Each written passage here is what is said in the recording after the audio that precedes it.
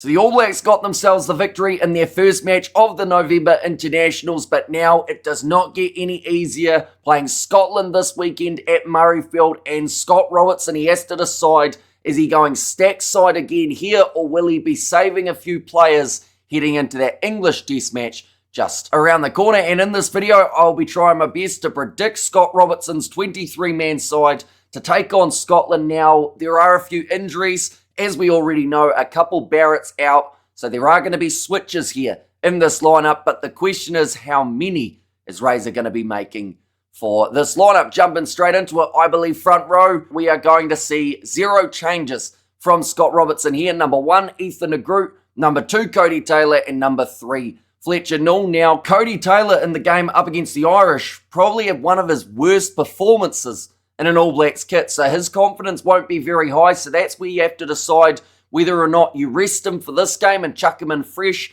up against the English, or whether you get him back out there trying to find his rhythm. Because at the end of the day, the line out that functioned so well throughout the Rugby Championship, yes, there was the early injury to Scott Barrett, but a lot of those other guys still the same as what we saw throughout the Rugby Championship in terms of jumping options in the line out, but it just wasn't working up against the Irish side, so I do think they'll chuck Cody Taylor back out there. Ethan de Groot and Fletcher Null, there were a couple times where the All Black scrum did get themselves some decent advantage up against Ireland, couple penalties going their way, so I don't see them really switching too much here up against the Scottish pack. Moving on to the locking duo, this is where we will see the change because there is no Scott Barrett for this contest. Did suffer a leg laceration, which is a fancy way of saying he got sliced open in the game up against Ireland. He had to get 12 stitches, so there is no chance that he will be playing this weekend. And with that injury, it brings an opportunity. Now, I believe they will go with the combination that we saw up against the Irish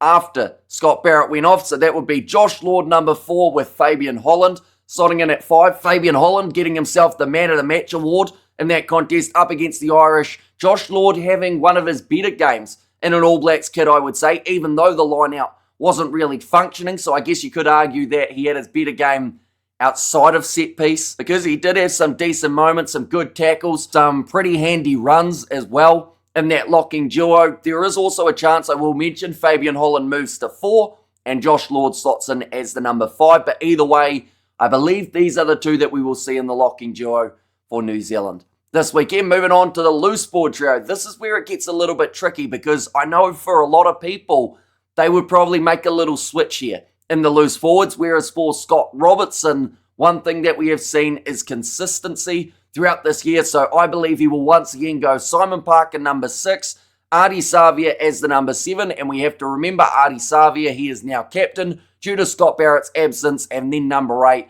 Peter Larkai. Now, initially I wanted to see Larkai and Satiti do one game starting at number 8, with the other making their way off the bench, and perhaps that is something we could see from Scott Robertson in this game. But Larkai, I thought he did enough to keep that starting spot, and I also think Satiti did enough to get some starting minutes too, which is why some are saying maybe put him in the number 6 jersey, but then you give up a little bit of height at the line-out, so she's a bit of a tricky one to manage if you are the All Blacks. But Simon Parker, Ardie Savia and Larkai, I wouldn't be surprised if that's the same trio that Razor goes with in this matchup. Moving on to the 9-10 combination, this is where I believe we will actually see a change in one of these two jerseys. Number 9, I think we will still see Cam Roigard, but number 10, I have a feeling we're going to see Damian McKenzie take on that first 5 role. Now, we do already see 2 Barretts out for this contest, being Geordie Barrett and Scott Barrett, but there is just something at the moment telling me that we may not even see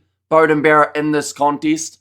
He got pretty badly banged up in the game up against Ireland. He was taking head knocks. He was having a few really tough shots put on him. And the last thing that they want to do is keep on chucking him out there up against a physical Scottish side and then end up with Beauden Barrett also injured. And then the headlines next week are all 3 Barretts out for the English test match. I feel like they at least need Beauden to be a little bit more fresh in that game up against England. So the perfect opportunity for resting him, I believe, is up against Scotland.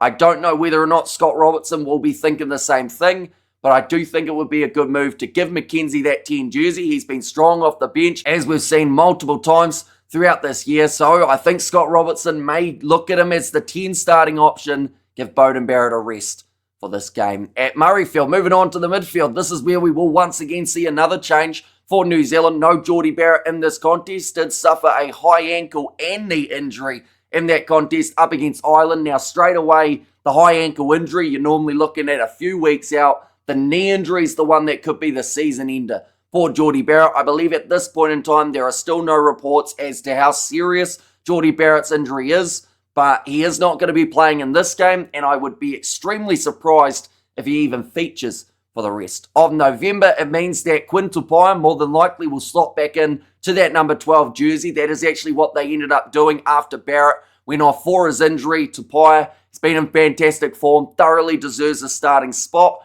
and alongside him, I believe at 13, this is where we will see Leicester Fainanuku. Now, because of Leicester's versatility, there is actually a chance that he still has to come off the bench as the number 23, and we could see either Anton Leonard-Brown, Billy Proctor, or maybe even Rieko Ioane slot in as the 13, just to have that little bit more physicality as well as versatility later on in the contest. But that combination of Quinn Tupaia and Leicester Fainanuku, it did look pretty handy up against the Irish, and perhaps is something that they may have to look to use a few more times, definitely if Jordie Barrett is out relatively long term. So it's the combination that I feel Razor will go with in the Scottish test. And then in the back three, number 11, Caleb Clarke. I don't see them making any switches here. Probably had a bit of an underrated game up against the Irish. I know that quite a few players got some praise from that first game up against the Irish, but Caleb Clarke had some insane stats. I believe he had about 3 clean breaks, over 100 metres made as well, I want to say. So he was just working away on that left-hand side. Didn't get any tries for himself, but that will come definitely if he is getting the ball as much as he did last week. Out on the right wing, Leroy Carter. This is the first game for the All Blacks that he has not scored a try in, so he will be looking to get the double up against the Scottish, and given the opportunity. Of course, he is an absolute speedster. He loves getting into the breakdown, creating opportunities for the All Blacks forwards and backs. So I do expect to see Leroy Carter slotting in to the number 14. And then number 15, this is where I do think we will once again see Will Jordan. Looked a lot safer under the high ball up against Ireland than perhaps he had been in the Rugby Championship. So that is a great sign for Razor, as well as the All Blacks backline in general, if Jordan is starting to find that prime form yet again from 15. But moving on to the bench, number 16, Samisoni Taukei'aho, number 17, Tamaiti Williams, and number 18, Pasilio Tosi. So same as what we saw last week off the bench for New Zealand. Number 19, this is where it is a guaranteed change if Josh Lord is starting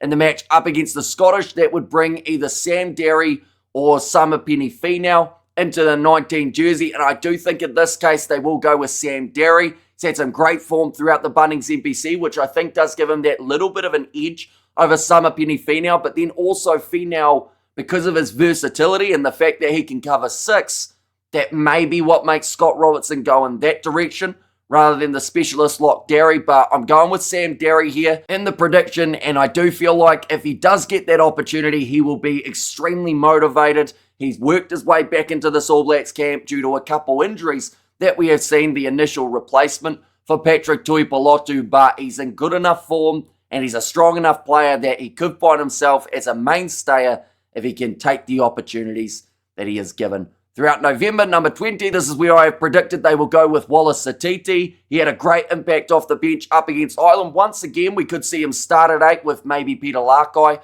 making his way off the bench instead. But Satiti alongside Damian McKenzie and Leicester Fainanuku, and you could almost argue a couple of those guys in the front row as well, were really able to bring that impact. It is not very often that we see the All Blacks finishing a match better than they started. Whereas up against Ireland, if it hadn't been for that last 20 minutes when the All Blacks were able to get themselves the 3 tries, this game could have gone in a whole different direction for the ABs. So I feel like you still want to keep a relatively similar foundation off of your bench, which is why if Beauden Barrett is playing, we will once again see Damian McKenzie as that impact role. But I just feel like they almost got the balance right off the bench for the All Blacks. So I don't think they'll want to switch it up too much in this contest. Looking through at the back replacements, number 21, Cortez Ratama, he got very limited minutes up against Ireland, and if Cam Roigard is playing well, and this is a close game up against the Scottish, that may be exactly the same thing